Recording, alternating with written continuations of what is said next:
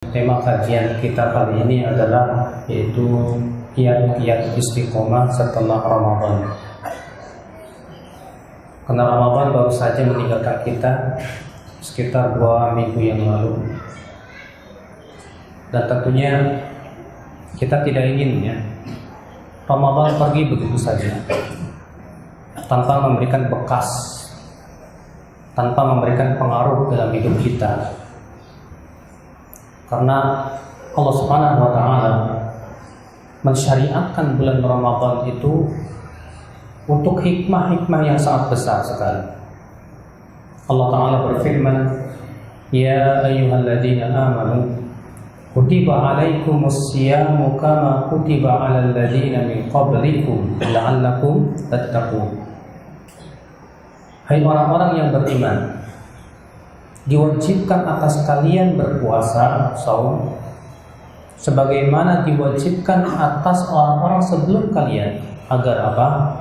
Agar kamu bertakwa. Perhatikan tujuan yang Allah inginkan dari saum itu. Allah mengatakan tujuan syariat siam atau saum itu adalah takwa. Maka ketika saum di bulan Ramadan tidak menghasilkan ketakwaan, berarti itu menunjukkan bahwa puasa kita dimasuki sesuatu. Entah itu dimasuki oleh riya atau perkara-perkara yang merusak puasa kita, sehingga akhirnya puasa itu tidak ada manfaatnya untuk hidup kita dan diri kita. Sehingga akhirnya dia pun masuk di dalam hadis Nabi SAW yang dikeluarkan Imam Ahmad, "Syaqiya 'abdun dakhala alaihi syahr Ramadan fa kharaja minhu falam yughfar lah." Celaka seorang hamba yang masuk bulan Ramadan lalu keluar dari bulan Ramadan ternyata tidak diampuni dosanya oleh Allah Subhanahu wa Ta'ala. Rasulullah SAW mendoakan kecelakaan. Ini tentu sesuatu yang mengerikan ya akhwat Islam, azan ya Allah. Takwa ya akhwat Islam hakikatnya adalah kekuatan untuk melaksanakan perintah-perintah Allah dan menjauhkan apa? Larangan-larangan Allah Subhanahu wa Ta'ala. Maka orang yang berpuasa, Allah Subhanahu wa Ta'ala syariatkan bulan Ramadan adalah untuk pendidikan dalam hidup kita, mendidik kita. Banyak sekali di ikhwatul Islam pendidikan-pendidikan yang Allah inginkan di bulan Ramadan itu. Apa itu pendidikan yang Allah inginkan? Yang pertama, melatih kesabaran. Dengan puasa, kesabaran kita itu dilatih dengan 3 derajatnya. Sabar menaati Allah, sabar meninggalkan maksiat, sabar menghadapi musibah. 3 macam kesabaran itu ada ketika kita sedang berpuasa. Yang diharapkan darinya apa? Agar setelah Ramadan kita memiliki jiwa penyabar ya. Ali bin Abi Thalib berkata, "As-sabru fil iman bimanzilatir ra'si fil badan." Sabar dalam iman itu seperti kepala untuk badan. Sebagaimana badan tidak hidup tanpa kepala, iman pun tidak akan hidup tanpa kesabaran. Menjaga sholat untuk kesabaran, menjaga khusyuan dalam sholat untuk kesabaran, menjalankan perintah-perintah Allah butuh kesabaran. Berbakti kepada orang tua butuh sabar. Menjaga silaturahim butuh sabar. Meninggalkan maksiat, entah itu zina, judi dan yang lainnya, butuh sabar. Apalagi ini jangan fitnah. Maka ya akhwan Islam, ini pendidikan yang Allah inginkan agar dilatih kesabaran kita di atas ketaatan, kesabaran kita untuk meninggalkan apa? Kemaksiatan, dan kesabaran yang akhwat Islam untuk menghadapi musibah yang menimpa kehidupan kita. Lapar itu musibah bukan? Musibah. Ini pendidikan yang pertama. Pendidikan yang kedua yang Allah inginkan dari bulan Ramadan apa? Pembiasaan. Allah Subhanahu wa taala syariatkan puasa sampai sebulan penuh. Sebulan penuh kita berpuasa. Kenapa? Karena Allah ingin supaya kita terbiasa. Terbiasa puasa, terbiasa baca Quran, terbiasa sholat tarawih, sholat malam, terbiasa sedekah. Dan ya akhlak Islam, ketika ketaatan itu menjadi kebiasaan hidup kita, ini yang akan insya Allah membawa kita untuk wafat husnul khatimah. Syekh Utsaimin mengatakan seseorang itu akan wafat di atas kebiasaannya. Berarti ya akhlak Islam, kalau kita ingin wafat di atas kebaikan, biasakanlah kebaikan. Tapi kalau kita inginnya wafat di atas maksiat, na'udzubillah, silakan Anda biasakan kemaksiatan. Maka dari itu ya akhlak Islam, Allah Subhanahu wa taala menganjurkan ketika puasa itu meninggalkan perkara yang sia-sia. Ketika kita sedang berpuasa, dianjurkan kita untuk sering baca Quran. Makanya bulan Ramadan itu disebut dengan Syahrul Quran, bulan Al-Quran. Allah berfirman, Syahrul Ramadan alladzi unzila fihi al-Quran hudan linnas. Syahrul Ramadan, itulah bulan Ramadan yang diturunkan padanya apa? Al-Quran sebagai hidayah untuk manusia. Di bulan Ramadan Rasulullah SAW bersungguh-sungguh membaca Al-Quran. Para sahabat pun demikian, para tabi'in pun demikian. Ibnu Abbas berkata, "Kana Rasulullah SAW ajwadan nas wa kana ajwadu ma yakunu fi Ramadan hina yalqahu Jibril. Wa kana yalqahu kulla lailatin min Ramadan fayudarisuhul Quran." Kata Ibnu Abbas sebagaimana dalam riwayat Bukhari, adalah Rasulullah SAW orang yang paling dermawan, dan beliau menjadi lebih dermawan di bulan Ramadan ketika bertemu dengan Jibril. Dan beliau bertemu dengan Jibril di setiap malam bulan Ramadan. Untuk apa? Yudarisul Quran, mengulang Al-Quran, mempelajari Al-Quran. Makanya lihat di akhlak Islam, kalau kita lihat sejarah para salafus saleh, di bulan Ramadan mereka sibuk memperbanyak Al-Quran. Imam Malik bin Anas yang wafat pada tahun 179 Hijriah, idza dakhala Ramadan taraka majlis hadithi. Apabila masuk bulan Ramadan, beliau tinggalkan majlis hadisnya. Wa aqabba al-Quran, maka beliau bersungguh-sungguh membaca Al-Quran. Imam Qatadah bin Di'amah As-Sadusi, dia punya kebiasaan mengkhatam Quran setiap 7 hari sekali. Ketika masuk Ramadan menjadi 3 hari sekali. Ketika masuk 10 hari terakhir menjadi sehari sekali. Subhanallah. Imam Syafi'i rahimahullah di bulan Ramadan setiap hari khatam. Demikian salafus saleh, mereka betul-betul membiasakan membaca Al-Quran di bulan apa? Ramadan. Yang diharapkan dari itu apa setelah Ramadan? Setelah itu kita terbiasa membaca Al-Quran. Kita senantiasa melantunkan ayat-ayat Allah setiap harinya ya Islam. Kenapa? Karena ketika setiap hari kita membaca Al-Quran dan mempelajari Al-Quran, manfaatnya besar untuk hati kita. Allah Ta'ala berfirman dalam surat Al-Imran ayat 101.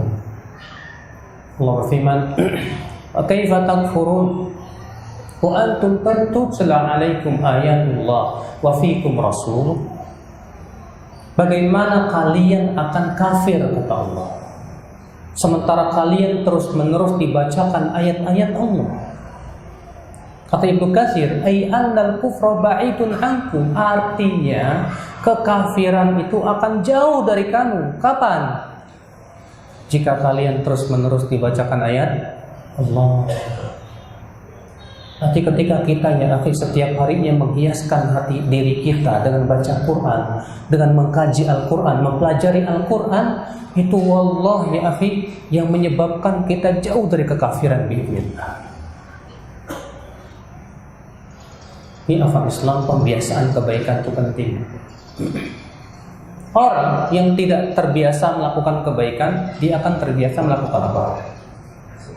Kalau tidak maksiat, setidaknya perbuatan yang mubah.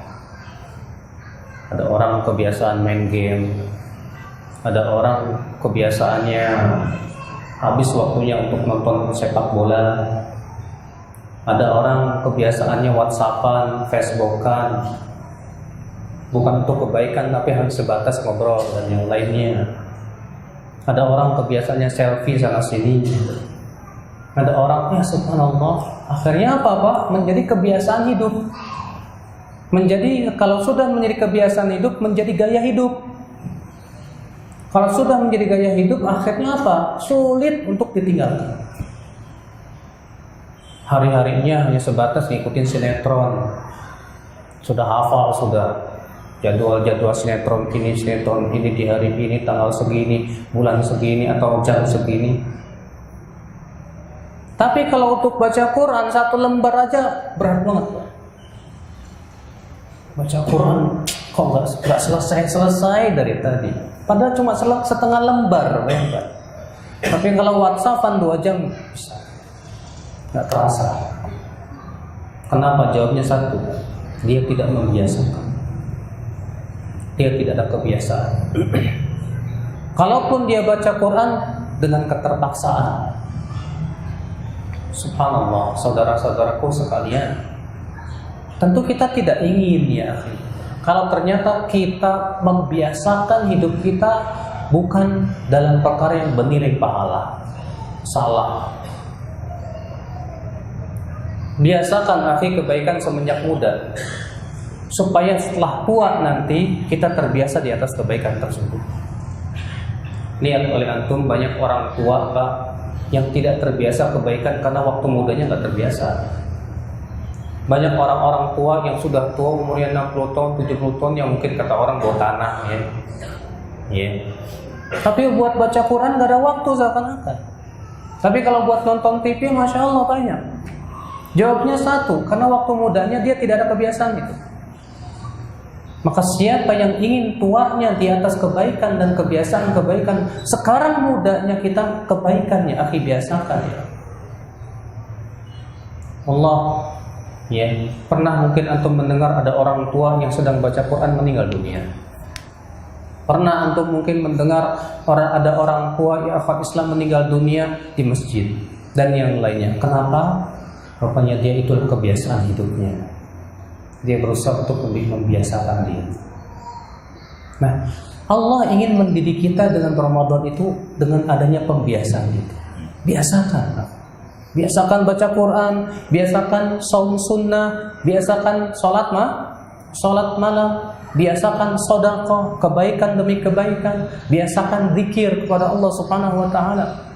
Rasulullah SAW laisa siyam, bukanlah puasa itu ya minal akli wasyurbi, sebatas menahan diri dari makan dan minum. Wa innamas siyam minal lagwi warrafathi, tapi hakikat puasa itu artinya meninggalkan perbuatan yang sia-sia dan ucapan yang tidak baik. Subhanallah. Jadi Rasulullah SAW menganjurkan umatnya kalau sedang berpuasa hatta ucapan yang sia-sia tinggalkan. Apalagi kata-kata yang tidak baik tinggalkan. Sehingga apa? Ketika orang yang berpuasa dia dibiasakan untuk mengucapkan kata kebaikan, maka itu Masya Allah akan memberikan pengaruh yang dahsyat di dalam kehidupan dia ya Islam azan ya Allah. Karena lurusnya amalan kita itu ditentukan oleh lurusnya lisan kita. Lisan kita lurus, insya Allah amalan kita lurus. Tapi kalau lisan kita bengkok, amalan kita bengkok. Allah berfirman, Ya ayyuhalladzina amanu taqullaha wa qulu qawlan sadida yuslih lakum a'malakum wa yaghfir lakum dzunubakum. Hai orang-orang yang beriman, bertakwalah kamu kepada Allah dan ucapkan kata-kata yang baik. Niscaya Allah akan perbaiki amalan kamu itu dan Allah akan ampuni dosa. Di sini Allah Subhanahu wa taala mengatakan, "Bertakwa kamu kepada Allah dan ucapkan kata-kata yang baik. Niscaya dengan kamu mengucapkan kata-kata baik itu, Allah perbaiki amalannya." Makanya Sufyan bin Uyainah mengatakan apa?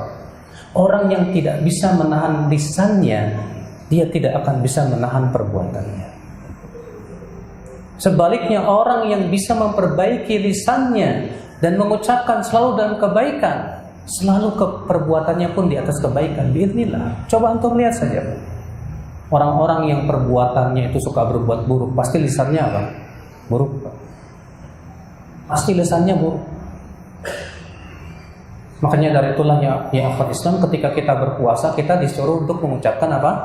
Kebaikan. Kenapa?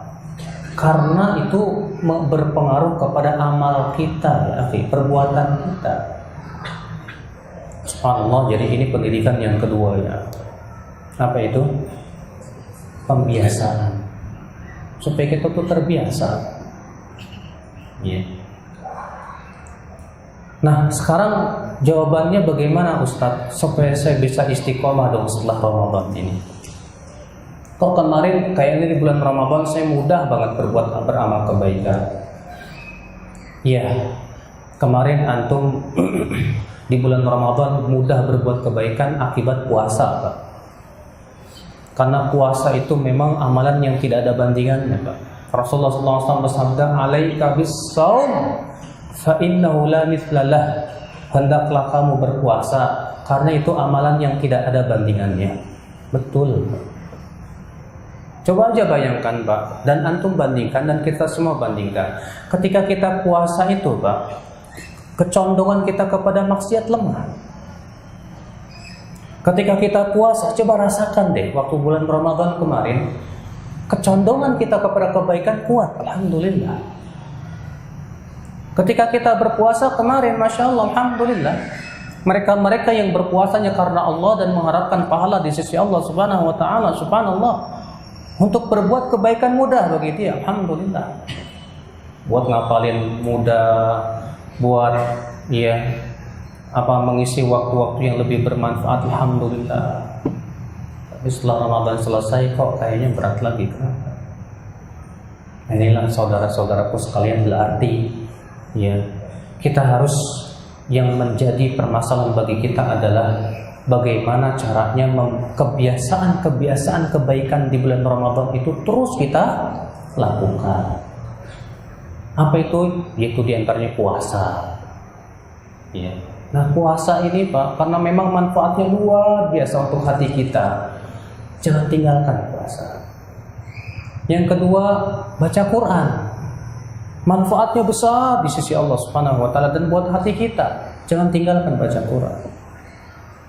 Punya kebiasaan. Akhwat Islam, azan ya Allah. Bagaimana supaya istiqomah di atas kebaikan-kebaikan tersebut? Yang pertama, ya akhwat Islam, supaya kita istiqomah, penting kita untuk mujahadatun nafs, berjihad melawan diri sendiri. Allah ya akhi, berjihad melawan diri sendiri itu jihad yang terus akan kita lakukan sampai kita meninggal dunia. Nabi SAW saja menyebutkan dalam hadis yang sahih dikeluarkan Ibnu Najjar dari hadis Abu Dzar, afdalul jihad an tujahida nafsaka li ta'atillah. Jihad yang paling utama, kamu jihadi dirimu untuk menaati Allah Subhanahu wa taala. Dalam satu riwayat yang lain dengan lafaz al-mujahidu man jahada nafsahu li ta'atillah. Hakikat orang yang berjihad itu orang yang menjihadi dirinya untuk menaati Allah Subhanahu wa taala. Ini dasar jihad, kata Ibnu Qayyim. Orang yang tidak bisa menjihadi dirinya, dia tidak akan bisa menjadi musuh yang ada di luar. Sebagian ulama salaf terdahulu berkata, siapa yang selalu kalah oleh musuh yang ada pada dirinya, maka dia pasti kalah oleh musuh yang ada di luar. Maka dari itulah ya akhwat Islam, azan ya Allah, mujahadatun nafs, jihad melawan apa? Melawan diri. Karena diri kita ini, Pak, Allah menyebutkan tentang sifat jiwa manusia apa? Innan nafsa la'ammaratun bisu. Jiwa itu selalu menyuruh kepada apa? Keburukan. Dalam diri manusia ada syahwat tidak? Ada. Dalam diri manusia ada hawa nafsu? Ada. Sementara di luar sana ada syaitan. Nanti kita harus menghadapi dua musuh ini. Musuh yang ada di luar, apa itu? Syaitan. Musuh yang ada di dalam, apa itu? Syahwat dan hawa nafsu. Maka kita harus menjihadi dua perkara ini, Pak. Jihad melawan hawa nafsu dan jihad melawan apa? Syaitan. Oleh karena itu Al-Imam Al-Hafidz Ibnu Hajar Al-Asqalani rahimahullah dalam kitab beliau Fathul Bari Syarah Sahih Bukhari ketika mensyarah kitabul jihad, beliau berkata, al-jihad huwa badlul juhdi li muqatalatil adu wa huwa ala arba'i maratib. Hakikat jihad itu adalah mengeluarkan seluruh kemampuan kita untuk memerangi musuh. Dan dia ada 4 martabat. Martabat yang pertama kata Ibnu Hajar Al-Asqalani yaitu jihadun nafs. Jihad melawan diri kita. Martabat yang kedua jihadus syaitan. Jihad melawan apa? Syaitan. Martabat yang ketiga jihad melawan orang-orang fasik, pelaku dosa besar. Martabat yang keempat ya jihad melawan orang kafir. Dan setiap macam jihad ini tentu ada pembahasannya tersendiri. Akan tetapi yang kita ingin bahas adalah yaitu tadi jihad melawan diri dan jihad melawan syaitan. Karena ini jihad yang tidak akan pernah berhenti, Pak. Antum yakin? Siapa di antara kita yang sudah merasa saya alhamdulillah sudah berhasil menjihadi diri sendiri? Iya. Kita ini terkadang di hadapan syahwat suka lemah, Pak. Syahwat itu berupa wanita, harta, kedudukan, itu syahwat gitu. Apalagi untuk laki-laki, Nabi sallallahu alaihi wasallam bersabda, "Ma taraktu ba'di fitnatan hi adarru 'ala rijali minan nisa." Tidaklah aku tinggalkan fitnah yang paling berat bagi laki-laki dari wanita. Subhanallah. Jihad melawan hawa nafsu dan keinginan. Ini berat ya akal Islam. Dan untuk berjihad melawan hawa nafsu ini kita membutuhkan apa, Pak? Pertolongan Allah Subhanahu wa taala. Makanya Allah mengatakan iyyaka na'budu wa iyyaka nasta'in. Hanya kepada Engkau kami beribadah dan hanya kepada Engkau kami minta pertolongan. Kenapa Allah menyebutkan setelah beribadah minta pertolongan? Kata para ulama karena ibadah itu berat. Kalau bukan karena pertolongan Allah, kita tidak bisa merealisasikan ibadah. Untuk pergi ke masjid saja, banyak pemuda-pemuda yang berat pergi ke sana. Untuk melaksanakan sholat 5 waktu dengan betul-betul di awal waktunya dengan kekhusyuannya dan yang lainnya, butuh kemampuan yang kuat, Pak. Siapa di antara antum yang pernah mengatakan saya alhamdulillah setiap sholat khusyuk? Sulit, Pak. Ada orang sholat tapi pikirannya entah kemana, pergi ke sana, pergi ke sini dan yang lainnya. Ya tidak, Pak. Untuk bisa khusyuk susah benar. Maka dari itulah kita butuh pertolongan Allah Subhanahu wa taala. Untuk istiqomah menuntut ilmu berat tidak, Pak? Oh iya, jelas. Ketika antum duduk di majlis taklim setan ya datang ditiup tuh matanya biar ngantuk. Akhirnya di majlis taklim tidur. Supaya apa? Supaya terhalang dari ilmu yang bermanfaat. Memang subhanallah, perjuangan melawan syaitan dan diri sendiri itu tidak akan pernah selesai, Pak. Setiap kebaikan di situ ada setan yang sudah menghalang-halangi kita. Makanya Rasulullah SAW dalam riwayat Abu Daud, "Idza aradal abdu an yuslima qa'ada syaitan fi tariqil Islam." Apabila seorang hamba ingin masuk Islam, setan akan duduk di jalan Islam, lalu ia menakut-nakuti, kalau kamu masuk Islam nanti kamu akan dimusuhi oleh keluargamu, nanti akan begini begitu. Kata Rasulullah, faida aslama, tapi kalau dia tetap mau masuk Islam dia. Faida arada an yuhajir, ada syaitan fi tariqil hijrah.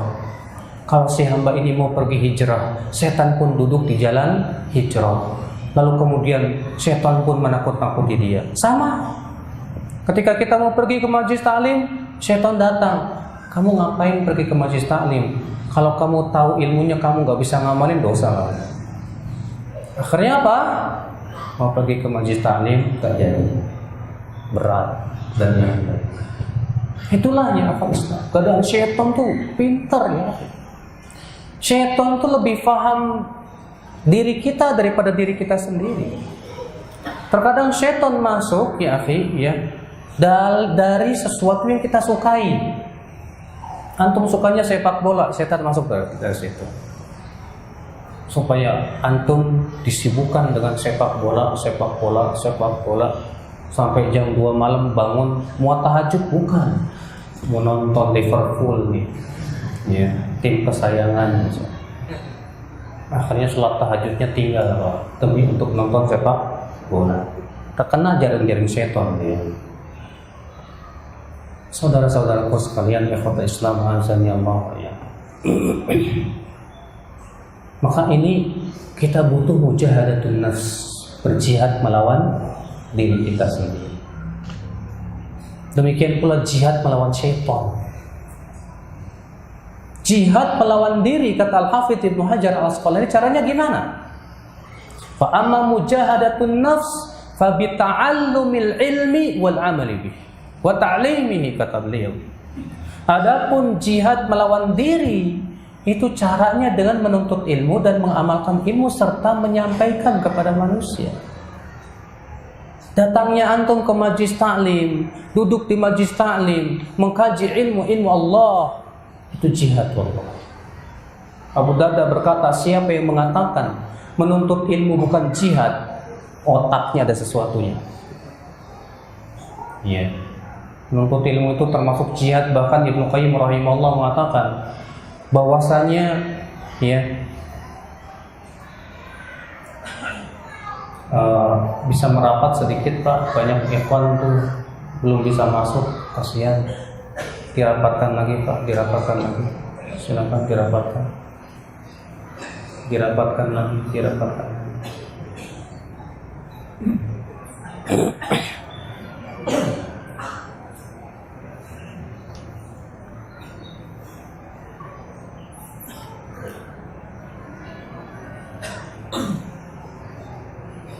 Sampai mana nih?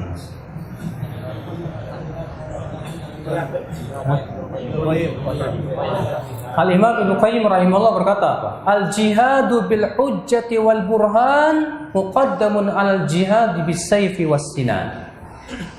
Jihad dengan hujjah dan ilmu itu lebih didahulukan daripada jihad dengan pedang dan panah. Ketika Rasulullah berdakwah di Mekah, Pak, yang Allah syariatkan kepada Rasulullah di Mekah itu jihad apa? Jihad ilmu. Allah menurunkan dalam surat Al-Furqan, Allah mengatakan wala tuti'il kafirina wajahidhum bihi jihadan kabira. Jangan kamu menaati orang kafir itu dan jihadi mereka dengan Al-Quran, dengan jihad yang besar. Allah mengatakan jihadi mereka orang-orang musyrikin dengan Al-Quran, dengan jihad yang besar. Ini menunjukkan Pak, berdakwah, menyampaikan ilmu, mengajak manusia kepada kebaikan itu jihad yang besar. Berdasarkan ayat tersebut, ikhwata Islam azza wa jalla. Maka dari itulah saudara-saudaraku sekalian, kalau kita tidak mau menuntut ilmu, bagaimana kita akan menjihadi diri kita sendiri?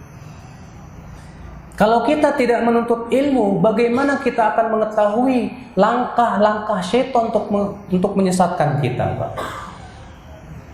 Allah Subhanahu wa taala mengatakan, "Wala tattabi'u khutuwatis syaitan."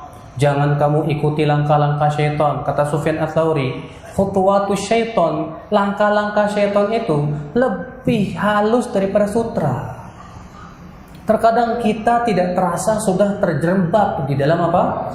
Langkah-langkah syaitan. Ya akal Islam azan ya Allah. Siapa di antara kita dalam seharinya lebih banyak baca Quran daripada baca WhatsApp? Ada? Sulit kayaknya, Pak. Ketika kita lebih asyik dengan WhatsApp, dengan Facebook, itu saja sudah langkah-langkah syaitan sebetulnya. Iya. Betul ya, akal Islam azan ya Allah.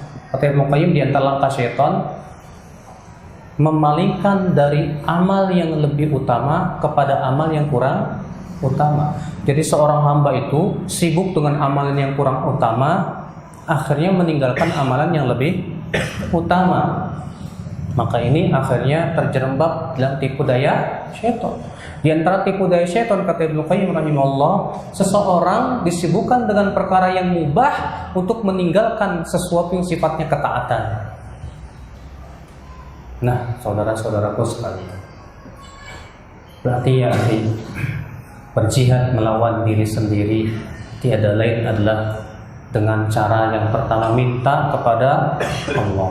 Yang kedua, teruslah menuntut ilmu, duduk di majelis taklim. Orang yang duduk di majelis taklim, insya Allah Pak, imannya akan selalu diperbaharui lagi. Karena majelis taklim itu bagaikan charger buat HP. HP itu kalau sudah soak tuh baterainya, segera charger. Demikian pula majelis taklim.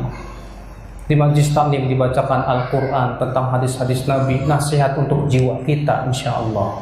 Makanya Rasulullah SAW bersabda dalam Bukhari dan Muslim, "Mathalu ma ba'athani Allah minal huda wal ilm, kamathali ghaithin asabat ardan."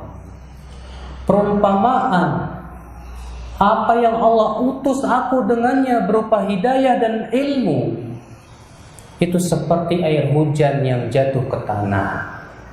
Lihat Pak, Rasulullah SAW mengumpamakan hidayah, Al-Quran, hadis, ilmu seperti air hujan. Sedangkan tanah seperti hati. Hati itu apa? Tanah. Bayangkan coba ya, kalau tidak hujan setahun gimana Pak? Saya yakin tanah itu kering kerontang dan mati, ya tidak? Ya Allah. Demikian pula hati. Ketika hati tidak disiram dengan majelis, dengan ilmu, dengan nasihat-nasihat dari Al-Quran dan hadis, dia akan kering dan mati. Makanya penting, akhi, duduk di majelis taklim itu penting sekali. Kita sangat butuh ke majelis taklim, Pak. Kita sangat butuh, karena apa? Itu untuk kebaikan diri kita, untuk istiqomah kita, insya Allah biidznillah. Selama kita masih duduk di majelis taklim, selama itu Allah inginkan kebaikan kepada kita, insya Allah. Sebagaimana dalam hadis riwayat Muslim, Rasulullah SAW sabda, "Man yuridillahu bihi khairan yufaqihu fid din." Siapa yang Allah inginkan kebaikan, Allah akan menjadikan ia faham agama. Lihat. Rasulullah mengatakan, siapa yang Allah inginkan kebaikan kepadanya, Allah akan jadikan ia mau untuk mengkaji ilmu agama. Berarti kebalikan hadis itu apa? Siapa yang Allah tidak inginkan kebaikan kepadanya, dia tidak peduli dengan agamanya. Saya mau tahu tentang sholat, bagaimana Rasulullah sholat, bodo amat, yang penting saya sholat dan selesai. Saya mau duduk di majelis taklim atau enggak, bodo amat. Saya mau tahu tentang halal dan haram, bodo amat. Ini orang tidak diinginkan kebaikan oleh Allah Subhanahu wa Ta'ala. Tapi ketika seseorang berusaha berpikir tentang bagaimana Islam, apa itu sholat, apa itu zakat, bagaimana saya sholat seperti yang sholatnya Rasulullah SAW, bagaimana saya bisa beribadah kepada Allah dengan sebaik-baiknya, berarti ini orang yang Allah inginkan apa? Kebaikan pada dirinya, ya Allah Islam azza ya Allah. Maka dari itu saudara-saudaraku sekalian, ya, kembalilah ke majelis ilmu, majelis yang di situ dibacakan Al-Quran dan hadis Nabi Sallallahu Alaihi Wasallam. Itu majelis yang bermanfaat, Pak. Jangan menghadiri majelis taklim yang isinya cuma bicara masalah politik, dunia, itu tidak menambah keimanan. Majelisnya Rasulullah SAW itu majelis yang membuat para sahabat menangis. Ada seorang sahabat Nabi berkata, "Ya Rasulullah, nafaqa Hanzalah." "Ya Rasulullah, Hanzalah sudah jadi munafik." Kata Rasulullah, "Kenapa kau bisa begitu?" Kata Hanzalah, "Ya Rasulullah, ketika aku berada di majelismu, hatiku takut, air mataku berlinang. Tapi ketika aku pulang ke rumah, aku pun disibukkan dengan dunia, tertawa dengan anak dan istri. Kalau begitu aku munafik, ya Rasulullah." Apa kata Rasulullah? "Hai Hanzalah, kalaulah keadaan kamu terus menerus seperti kamu berada di majelisku, la safahatkal malaikah fit turaqat wa fi buyut." Niscaya malaikat akan menyalami kamu di jalan-jalan dan di rumahmu. Akan tetapi hai Hanzalah, ada saat-saatnya. Tuh lihat Pak, jadi majlis taklim Rasulullah itu yang menimbulkan rasa takut kepada Allah. Bukan majlis taklim yang bikin hati kita keras. Tahu nggak Pak? Majlis taklim yang bikin hati keras, yaitu majlis taklim yang isinya cuma bercanda, tertawa, berkelakar. Karena Nabi bersabda, "Ya wa kasratad dhahik fa inna kasratad dhahik tumitul qalb." Jauhi oleh kalian banyak tertawa, karena banyak tertawa kata Rasulullah bisa mematikan hati. Nah, kalau ada majlis taklim isinya ketawa dari awal sampai akhir, itu namanya bukan melembutkan hati, Pak. Tapi mengeraskan apa? Mengeraskan hati. Yang diinginkan dari majlis taklim itu adalah melembutkan hati, menimbulkan rasa takut kepada Allah, supaya manusia kembali kepada Allah Subhanahu wa taala. Itu yang diinginkan dari majlisnya. Makanya itulah sifat majlis Rasulullah sallallahu alaihi wasallam. Ikhwatul Islam azani Allah. Jadi yang kedua ini untuk supaya istiqomah, jangan tinggalkan majlis taklim, majlis ilmu. Kita butuh kepada ilmu. Kita butuh kepada ulama. Kita butuh kepada Al-Quran dan hadis yang harus kita pelajari dalam kehidupan kita ini. Yang ketiga Pak, supaya kita istiqomah, carilah teman-teman yang membantu kita di atas ketaatan Pak. Cari. Jangan bergaul dengan teman-teman yang menyeret kita kepada apa? Api neraka. Di dalam surat Al-Furqan Allah menyebutkan tentang penyesalan penduduk api neraka. Apa kata penduduk api neraka itu? Qala ya wailata laitani lam attakhidh fulanan khalila laqad adallani 'ani dzikri ba'da idh ja'ani wa kana asy-syaitanu lil insani khadula. Berkatalah penduduk api neraka itu, "Aduh, andaikan aku tidak menjadikan si fulan sebagai teman akrab saya, teman dekat saya. Sungguh dia telah menyesatkan aku setelah datang kepadaku peringatan." Masya Allah, gara-gara teman dia masuk neraka. Makanya gak bisa. Kalau ada seorang pemuda atau pemudi terkadang dia berkata begini, saya kan gak mau kuper. Mau kuper Pak? Kurang pergaulan.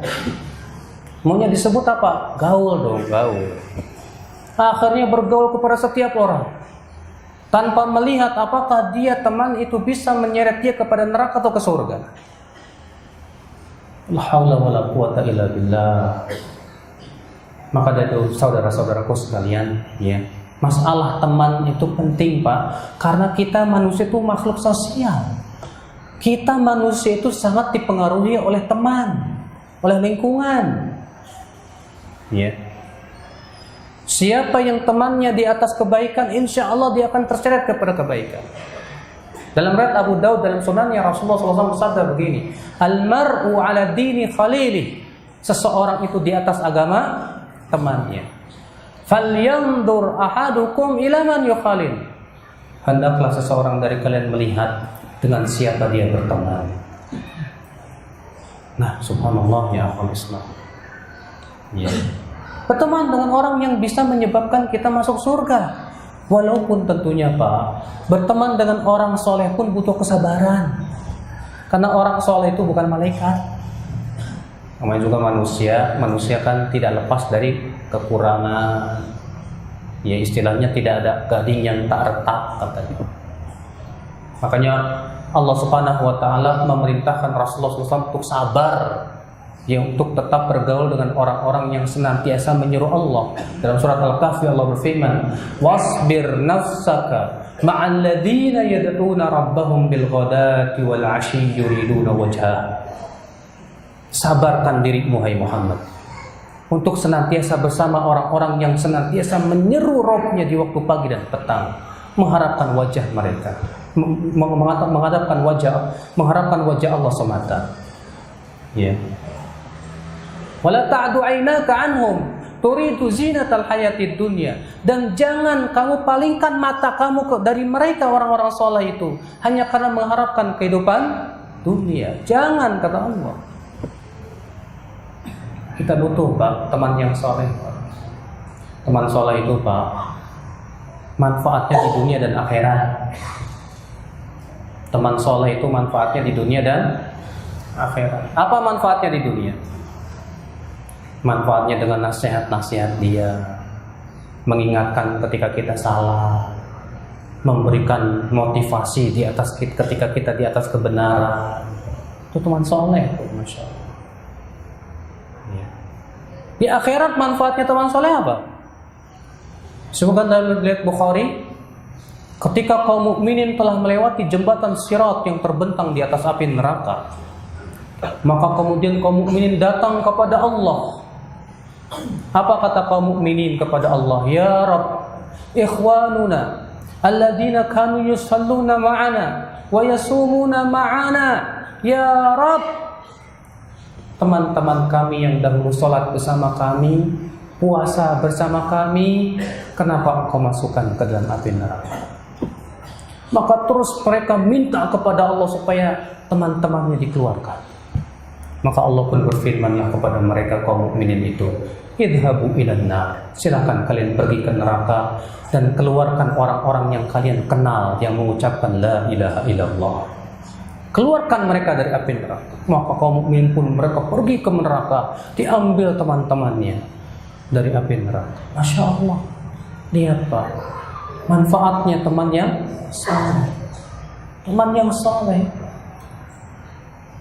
Makanya yang akal Islam, lihat pemuda-pemuda yang dapat teman yang tidak soleh, buru-buru ke masjid, untuk sholat pun susah dan yang lain.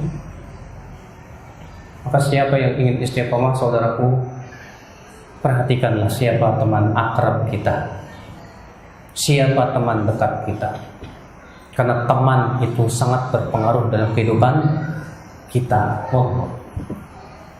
Ikhwatul Islam azani Allah wa iyyakum. Itu yang keberapa? Yang ketiga. Agar kita istiqomah, pilah dan pilih dengan siapa kita berteman. Ya. Yang keempat, Bapak sekalian, agar kita bisa istiqomah yang ikhwatul Islam azani Allah wa iyyakum. Penting ya akhi, ya, untuk kita senantiasa konsultasi dengan para ahli ilmu, dengan orang-orang yang salihin. Ketika kita futur, siapa coba di antara kita yang nggak pernah futur, Pak? Futur atau nggak futur? Futur itu lemah. Iya. Setiap orang pasti pernah merasakan futur, pasti. Dan Rasulullah SAW pun sudah mengabarkan begitu. Dalam hadis yang sahih Rasulullah SAW bersabda, inna likulli amalin syirrah wa likulli syirratin fatrah, faman kanat fatratuhu ila sunnati faqad ihtada, wa man kanat fatratuhu ila ghairi dzalika faqad halaka, kata Rasulullah. Setiap amal ada masa-masa semangat, dan setiap masa semangat, kata Rasulullah, ada masa-masa lemah. Siapa yang masa lemahnya kepada sunnah lagi, dia dapat hidayah. Dan siapa yang masa lemahnya kepada selain itu, celaka. Celaka. Antum misalnya lagi semangat baca Quran nih Pak, alhamdulillah. Tapi kan suatu ketika semangat itu akan melemah Pak. Ya tidak? Ustaz, saya dulu Masya Allah Ustaz, kalau baca Quran satu hari bisa 2 juz, 3 juz loh. Sekarang kok 1 lembar aja nggak bisa. Kenapa? Nah inilah. Berarti dia sudah apa? Sudah futur, sudah lemah. Maka Rasulullah SAW mengatakan, siapa yang masa lemahnya kepada sunnah lagi dapat hidayah. Ternyata antum lemah dari baca Quran, sudah mulai baca Qurannya lemah. Tapi antum berpindah dengan baca buku yang bermanfaat. Alhamdulillah, berpindah dari kebaikan kepada kebaikan. Yang musibah itu ada orang tadinya rajin baca Quran, Pak. Sekarang malah rajin baca Quran. Qurannya ditinggalin, Qurannya setiap hari khatam. La haula wala quwata illa billah. Nanti dia sudah berpindah kepada apa? Ya, meninggalkan kebaikan. Itu yang kita tidak inginkan, Pak. Nah, di saat futur itu kita butuh apa? Bimbingan, Pak. Kita butuh bimbingan. Dahulu Imam Al-Muzani ya, pernah terkena syak di hatinya.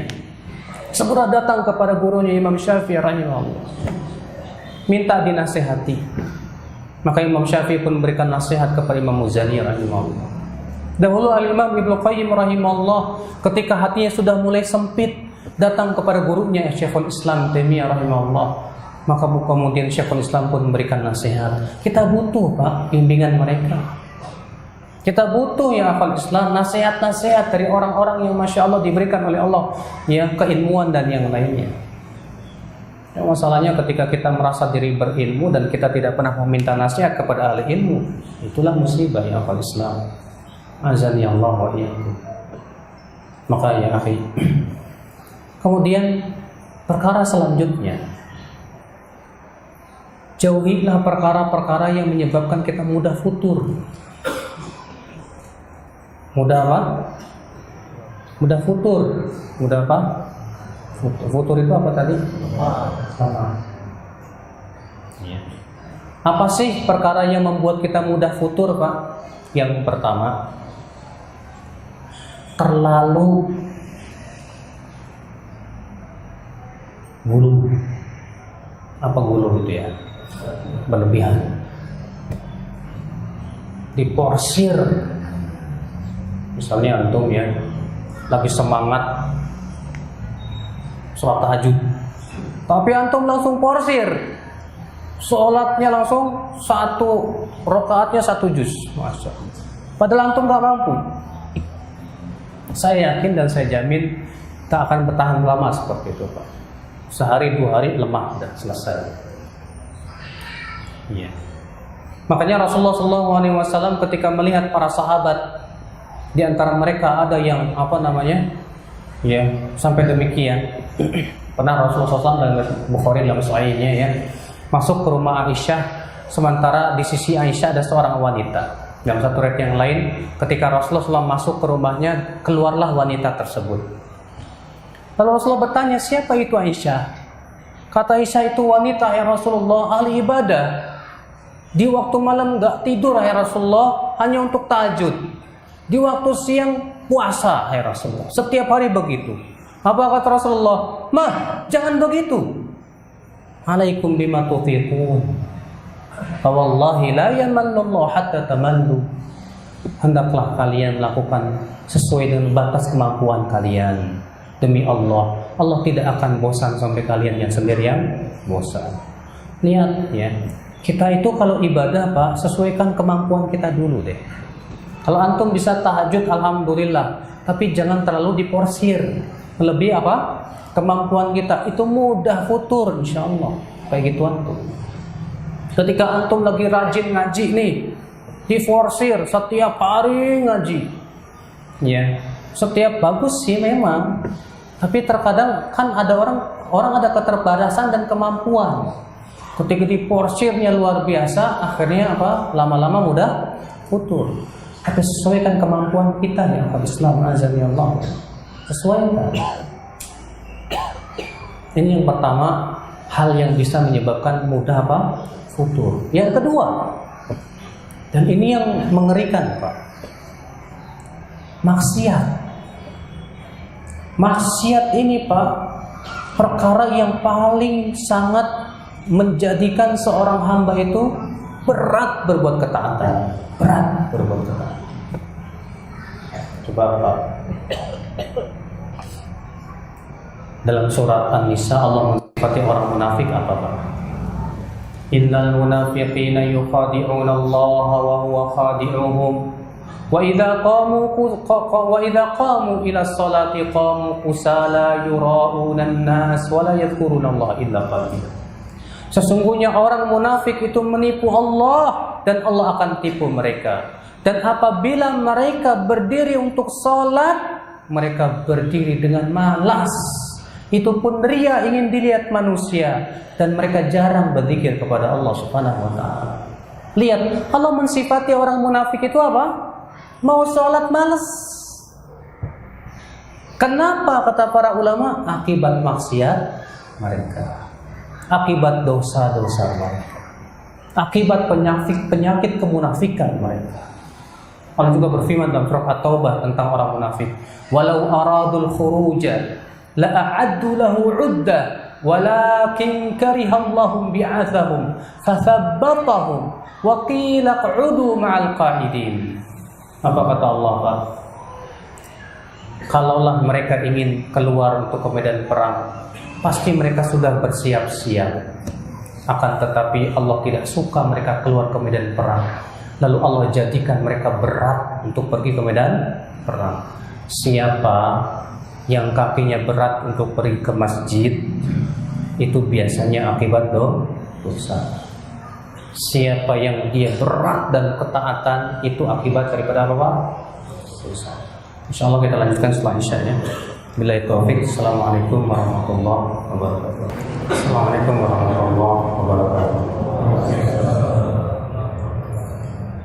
Alhamdulillahirabbil alamin. Wassalatu wassalamu ala asyrafil anbiya wal mursalin nabiyina Muhammadin wa alihi wa sahbihi wa man tabi'ahum bi ihsanin ila yaumiddin. Asyhadu an la ilaha illallah wahdahu la syarika lah wa asyhadu anna Muhammadan abduhu wa rasuluh. Allah Ta'ala fi kitabihil karim, ya ayyuhalladzina amanu taqullaha haqqa tuqatih wa la tamutunna illa wa antum muslimun. Amma ba'd. Saudara-saudara sekalian, kita melanjutkan kajian kita tentang istiqomah setelah Ramadan. Telah kita sebutkan tadi, hendaknya kita menjauhkan sebab-sebab yang menyebabkan kita mudah futur, mudah lemah di atas kebaikan, mudah lemah di atas ketaatan, yaitu yang kedua adalah maksiat. Bahwa maksiat itu sesuatu yang menyebabkan ketaatan kita jadi lemah. Orang yang hatinya penuh maksiat, maka semakin berat ketaatan untuk dia. Dan semakin hatinya bersih, insya Allah ketaatan semakin mudah untuk dia. Orang yang matanya suka jelatan ngeliatin yang haram, berat bagi dia untuk baca Quran. Demikian pula orang yang lisannya terbiasa ghibah, dusta, maksiat, berat bagi dia untuk berzikir. Maka dari itu, ya, maksiat ini mencabut keberkahan. Maksiat itu menjauhkan seorang hamba dari Allah Subhanahu wa taala. Sampai-sampai orang yang saking sering berbuat maksiat, semakin keluh lisannya untuk menyebut nama Allah Subhanahu wa taala. Semakin jarang berzikir kepada Allah Subhanahu wa taala. Nah, ini tentunya umat Islam ya, perkara yang kita khawatirkan menimpa diri kita. Kemudian yang keberapa? Perkara yang membantu kita untuk istiqomah? Yaitu yang keenam, yang membantu kita untuk istiqomah, sering-sering muhasabatun nafs, muhasabah diri. Apa sih maksudnya muhasabah diri itu, Pak? Menghitung-hitung kesalahan diri kita, menghitung-hitung kekurangan diri kita. Sering.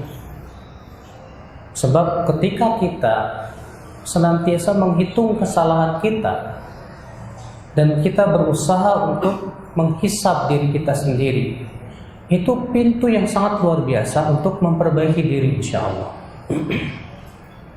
Tapi ketika kita kurang menghisab diri kita sendiri, muhasabatun nafs, itu menjadi pintu syaitan kepada kita. Apa bahaya kita tidak bermuhasabah terhadap diri kita sendiri, Pak? Bahaya yang pertama, kita akan lebih disibukkan memikirkan kesalahan orang daripada kesalahan diri. Kita akan lebih disibukkan memikirkan kekurangan orang daripada memikirkan kekurangan diri kita. Iya. Kadang ada orang kalau menyebutkan tentang kekurangan si fulan, kesalahan si fulan, pintar. Tapi untuk melihat kesalahan diri sendiri kurang bisa. Ya istilahnya akal Islam azan ya Allah wa iyakum, orang seperti ini ya, semut di seberang lautan dia bisa melihat. Dia bisa melihat kesalahan orang lain, tapi dia tidak bisa melihat kesalahan dirinya sendiri. Ini saja kata para ulama musibah besar menimpa dia. Kalau dia tidak bisa melihat kesalahan diri sendiri, Pak, setan akan menghiaskan kepada dia apa? Seakan-akan dia sudah baik, seakan-akan dia punya lebih dari orang lain. Akibatnya kesombongan muncul, ujub, berbangga diri muncul. Ini saja sudah penyakit yang luar biasa, Bapak sekalian. Makanya muhasabah itu penting. Ya, hisab diri kali. Ya, ulama salaf terdahulu berkata, hasibu anfusakum qabla an tuhasabu. Hisab diri kamu sebelum kamu dihisab. Al-Imam Ibnu Qayyim rahimahullah dalam kitab beliau Ighathatul Lahfan menyebutkan muhasabah itu di dua tempat. Yang pertama sebelum beramal, yang kedua setelah beramal. Amal apapun, aktivitas yang kita lakukan apapun juga sebelum kita lakukan tanya. Tanya apa, Pak? Ini amal dosa apa enggak? Aktivitas saya pahala apa tidak? Ikhlas atau karena bukan Allah, bukan selain Allah? Sesuai tidak dengan tuntunan Rasulullah sallallahu alaihi wasallam. Ketika kita mau mengetik di HP, sebelum kita mengetik tanya, yang saya ketik ini pahala apa enggak? Atau malah dosa? Jangan kita itu Bapak sekalian menjadi orang yang tidak peduli. Ya, main ketik, komen dan yang lainnya, dan ternyata malah memberatkan hisab kita pada hari kiamat. Orang yang berakal itu, Pak, sebelum dia melakukan apapun berpikir dulu. Sebelum berkata berpikir dulu. Kira-kira kata-kata saya ini manfaat atau tidak? Sebelum beramal apapun juga dia selalu bertanya, amal saya ini manfaat atau tidak, ikhlas atau tidak, sesuai dengan tuntunan syariat atau tidak, mengharapkan ridho Allah atau tidak. Seorang wanita misalnya, seorang wanita sebelum dia berpakaian, dia nanya dulu, pakaian saya ini diridhoi oleh Allah apa tidak? Iya. Ini bagus. Menghisab seperti penting sekali Bapak sekalian. Lihat, terkadang seorang wanita yang tidak bermuhasabah ya begitu. Ketika mau berpakaian yang dia pikirkan, kira-kira saya cantik nggak dengan pakaian ini? Akhirnya yang dia pikirkan adalah bagaimana saya bisa tampil cantik di depan orang. Dia tidak berpikir apakah ridho Allah, ridho kepada dirinya atau tidak. Apakah sesuai dengan syariat atau tidak. Makanya ikhwatul Islam azani Allah ya. Aktivitas apapun, amal perbuatan apapun, baik itu ibadah ataupun bukan ibadah, tetap harus sebelum kita melakukannya apa? Hisab dulu, muhasabah, tanya itu baik atau tidak, manfaat atau tidak. Kalau kita yakin insya Allah manfaat, alhamdulillah silakan lakukan. Tapi kalau kita yakin itu dosa, jangan sekali lakukan. Dan kalau kita ragu, kira-kira manfaat atau tidak, lebih baik ditinggalkan aja, tak usah dilakukan. Tempat yang kedua kata Ibnu Qayyim, muhasabah itu setelah beramal. Setelah kita sholat, setelah kita melakukan perbuatan-perbuatan, coba kita hisab diri kita lagi. Tadi amalan saya kemasukan riya nggak ya? Amalan saya, makanya kenapa Rasulullah SAW setelah sholat istighfar? Rasulullah SAW setelah sholat apa? Istighfar. Loh, kok Rasulullah SAW setelah sholat istighfar? Emang sholat dosa? Hah? Kenapa Rasulullah SAW habis sholat istighfar? Kata Ibnu Qayyim, karena bisa jadi ketika sholat kita melakukan hal-hal yang tidak diridhai oleh Allah, maka kita istighfar atas kekurangan yang ada pada sholat kita. Demikian pula setiap amal kita, coba kita muhasabah.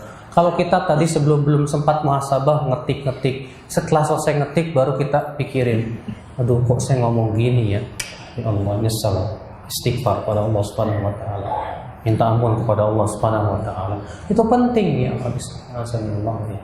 Muhasabah. Iya. Tapi kalau kita tidak peduli, bodo amat lah.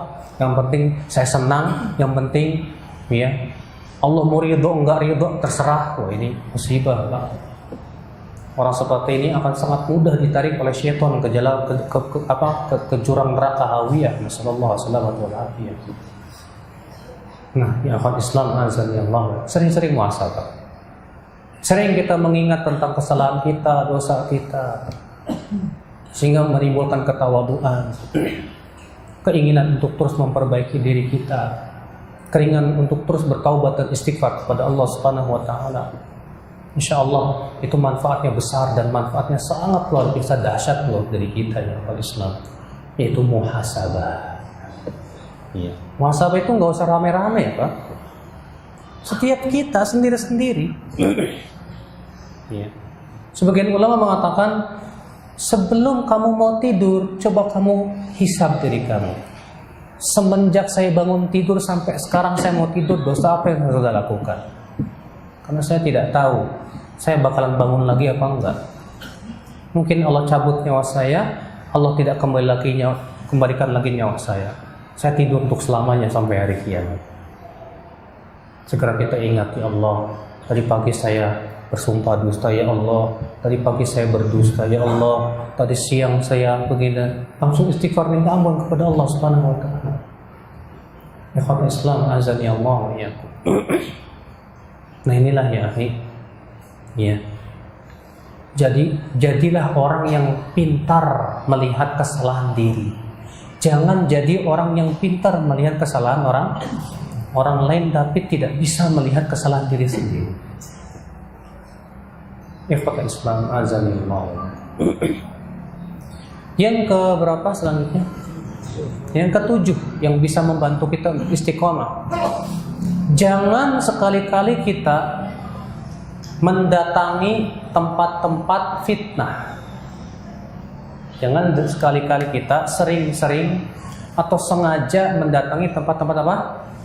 Fitnah. Yang di situ banyak maksiat dan yang lainnya.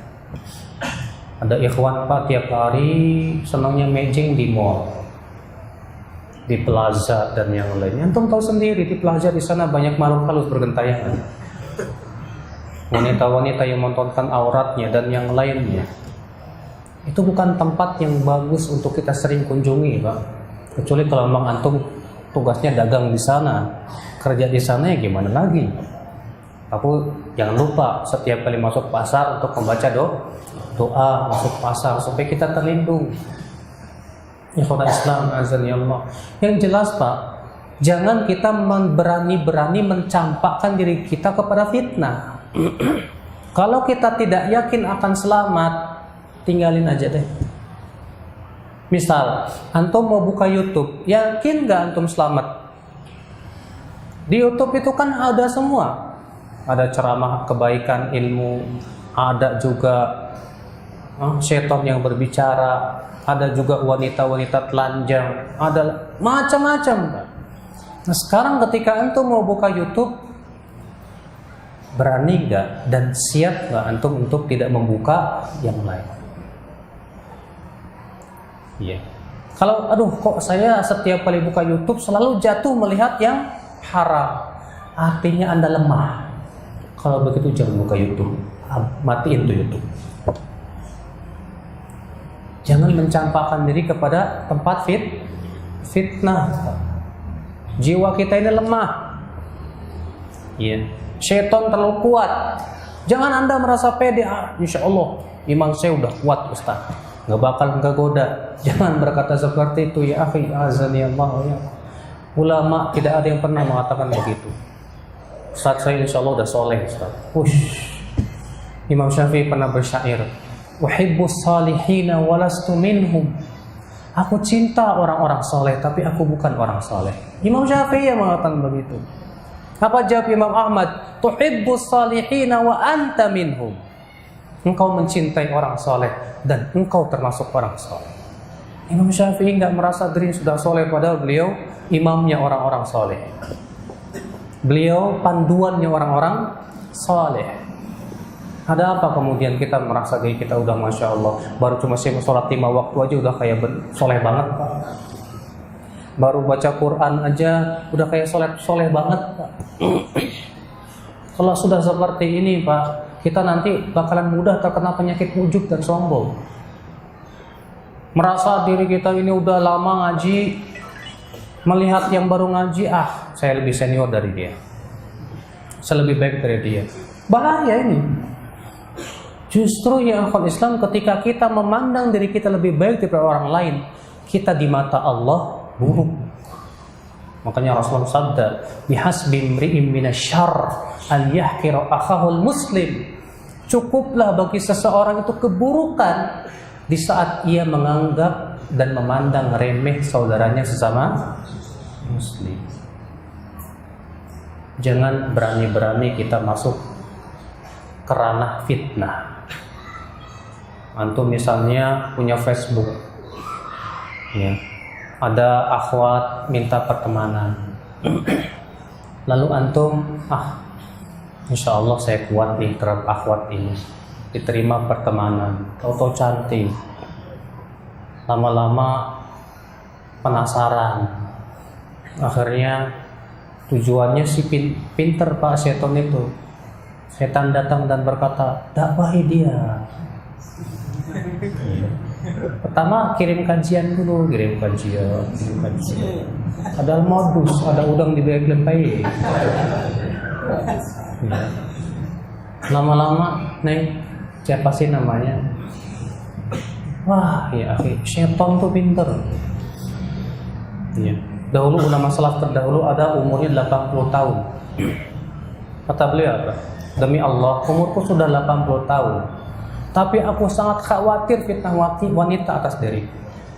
80 tahun masih khawatir fitnah wanita. Sementara kita boro-boro khawatir fitnah wanita, kita malah sengaja masuk dalam kancah fitnah. Jangan ya Islam azan ya Allah ya. Ingat ya, jiwa kita lemah, setan sangat kuat di dalam apa? Menggoda kita. Lebih baik kita tinggalkan tempat-tempat fitnah itu. Selamatkan diri kita. Rasulullah SAW menganjurkan kita untuk lari dari fitnah. Kata Rasulullah SAW dalam Bukhari, ya, yushiku an yakuna khairu malil muslim ghanamun yatba'u biha sya'afal jibal yafiqu bidini minal fitan. Hampir-hampir nanti, kata Rasulullah, harta yang terbaik yang dimiliki oleh seorang muslim adalah kambing yang ia pelihara di puncak-puncak gunung. Ia lari membawa agamanya dari fitnah. Saking dahsyatnya fitnah di zaman itu, kata Rasulullah, sebaik-baiknya harta seorang muslim di saat itu ia pelihara kambing di puncak gunung, lari dari fitnah. Artinya kita sebagai seorang muslim diminta untuk lari dari fitnah. Fitnah itu semua penyimpangan dalam agama yang bisa menjerumuskan kita kepada apa? Maksiat dan merusak agama kita. Makanya ketika Rasulullah mengabarkan nanti akan muncul fitnah, kata Rasulullah apa? Taji'ul fitnah fayaqulul mu'min hadhihi muhlikati thumma tankashif. Thumma taji'ul fitnah fayaqulul mu'min hadhihi wa hadhihi. Akan datang fitnah. Maka si mukmin berkata, ini yang akan merusak agamaku. Kemudian fitnah itu pun pergilah, kata Rasulullah. Lalu datang lagi fitnah yang lainnya. Si mukmin berkata lagi, ini yang akan merusak agamaku. Kemudian fitnah itu pergilah. Lalu Rasulullah bersabda, "Faman arada an yuzahza'a 'anil nar wa yadkhulal jannah." Siapa yang di zaman fitnah ingin dimasukkan ke surga, dan diselamatkan dari api neraka, falta'ti maniyatu wa yu'minu billahi wal yawmil akhir. Maka hendaklah ia mendatangi kematian dalam keadaan ia beriman kepada Allah dan kehidupan akhirat. Nah, untuk mati di atas beriman ini yang sulit, Pak. Butuh kepada apa? Tadi, ya, berjihad melawan diri sendiri. Makanya ya akhi, ya, sekali lagi jauhi tempat-tempat fitnah. Jangan Anda merasa bahwa Anda sudah imannya sudah sehebat Abu Bakar dan Umar. Jangan Anda merasa iman Anda sudah sehebat Rasulullah SAW. Jangan, saudara-saudaraku sekalian. Ya. Kemudian yang terakhir, daripada kiat untuk istiqomah di akhir zaman atau setelah Ramadan ini, saudara-saudaraku sekalian, yaitu cintailah masjid dan jadilah Anda orang-orang yang memakmurkan masjid, karena masjid itu rumah yang sangat jauh dari fitnah di zaman ini. Dan Rasulullah SAW pun sudah menjamin orang yang memakmurkan masjid dia akan hidup dalam keadaan baik, wafat pun dalam keadaan baik. Dalam hadis yang diriwayatkan Imam Ahmad dalam musnadnya, Rasulullah SAW bermimpi, ra'aitu Rabbi fi ahsani suratin. Tadi malam aku bermimpi melihat Allah dalam bentuk yang sangat indah sekali, kata Rasulullah. Faqala li la Rasulullah, lalu Allah berfirman kepadaku, ya Muhammad, atadri fima yahtasimu fihi al-mala'ul a'la? Tahukah kamu, hai Muhammad, apa yang sedang diperbincangkan oleh malaikat yang ada di langit? Kata Rasulullah, aku tidak tahu ya Allah. Maka Allah pun meletakkan tangannya, kata Rasulullah, di antara dua pundakku, sehingga aku merasakan dinginnya di antara dua dadaku, sehingga aku pun mengetahui apa yang terjadi di langit sana. Lalu Allah berfirman lagi, atadri fima yahtasimu fihi al-mala'ul a'la? Tahukah kamu apa yang sedang diperbincangkan oleh malaikat yang ada di langit? Kata Rasulullah, fil kafarat wad darajat. Aku tahu ya Allah tentang amalan yang menggugurkan dosa dan amalan yang mengangkat derajat. Wa amal kafarat famasjul aqdami ilal jama'at wa intidharus salawati ba'da salawat wa isbaghul wudu'i indal makruhat. Adapun amalan yang menggugurkan dosa adalah berjalan kaki menuju masjid untuk sholat berjamaah, menunggu satu sholat sampai sholat berikutnya di masjid, dan menyempurnakan wudhu di saat sulit. Lalu Allah berfirman, shadaqta ya Muhammad, kamu benar hai Muhammad. Faman fa'ala dzalik,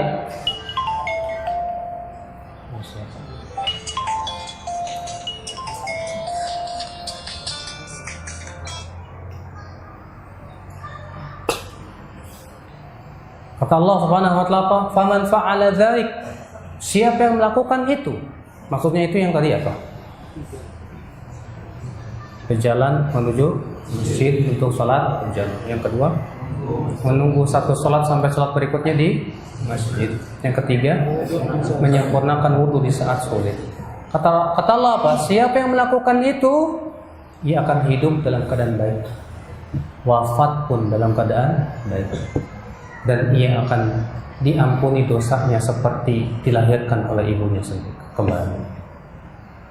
Jaminan langsung dari Allah, Pak, bahwa orang yang mencintai masjid, yang selalu sholat berjamaah di masjid, yang Masya Allah dia merasa suka untuk menunggu sholat di masjid sampai sholat berikutnya, jaminan langsung dari Allah bahwa dia akan hidup dalam keadaan baik dan wafat dalam keadaan baik. Wafat husnul khatimah. Makanya apa? Orang para pencinta masjid pasti wafatnya husnul khatimah di mana-mana. Maka dari itu cintai masjid. Cintai masjid, jadikan masjid itu sebagai tambatan hati kita. Jadikan masjid sebagai sesuatu yang menenteramkan hati kita.